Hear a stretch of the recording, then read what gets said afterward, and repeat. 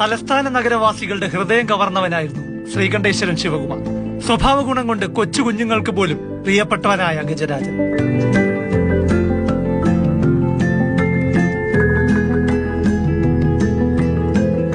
ഒരു കൊല്ലം മുൻപ് അവൻ ഓർമ്മയായപ്പോൾ കരഞ്ഞു കലങ്ങിയ കണ്ണുകളുമായി തൊഴുകൈകളോടെ അവസാന നോക്ക് കാണാനും ഓർക്കാനും പ്രിയപ്പെട്ടവർ ഓടിയെത്തിയിരുന്നു. ശിവകുമാറിന് പ്രാണനായിരുന്നു പ്രഭാകരൻ നായർ, അവന്റെ പാപ്പാൻ.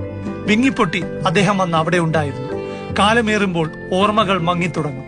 പക്ഷേ പ്രഭാകരൻ നായർക്ക് ആനയോടുള്ള ബന്ധം അത്രമേൽ ആഴമേറിയതായിരുന്നു.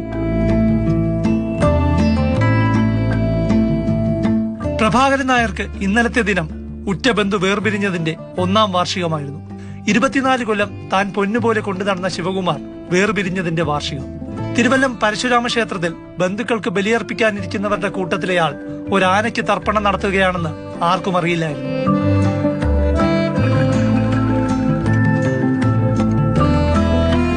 കുടുംബാംഗം പോലെ പ്രിയപ്പെട്ട ആനയ്ക്കായി പിതൃപൂജയും തിലഹോമവും നടത്തിയ ശേഷമാണ് പാപ്പൻ